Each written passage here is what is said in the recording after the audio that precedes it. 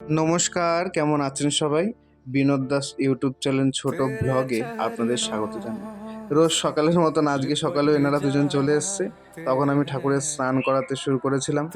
আর হুট করে দেখি দরজাটা দেওয়া ছিল, কপারটা অমনি খুলেই মুখটা বাড়াচ্ছে। আমি বললাম, তাহলে বস, ঠাকুরের সাজানো হোক আর স্নানটা হোক, তারপরে তোরা প্রসাদ নিবি।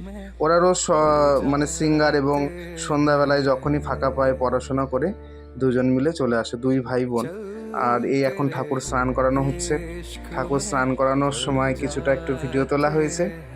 আর ওরা সব সময় চলে আসে এবং আমিও চেষ্টা করি যে যখনই ভগবানের সেবা হোক বা না হোক, যখনই আমি সেবা করি আমি চাই যে ছোট্ট শিশুরা তো নারায়ণ, সবসময় যেন ওরা ভগবানের কাছে আসে। এবং আমি যতদিন এইখানে আছি ততদিন মানে ওরা আসতেই থাকে এবং দুবেলা প্রসাদ নিতেই থাকে।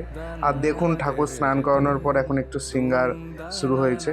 আপনারা বলবেন যে সিঙ্গারটা কেমন হলো এবং কেমন লাগলো আপনাদের। রাধা বিনোদ বিহারী লালকে আজকে রামনবমী, সেই উপলক্ষে এই সিঙ্গারটা রাজবেশ ওনাকে করানো হলো।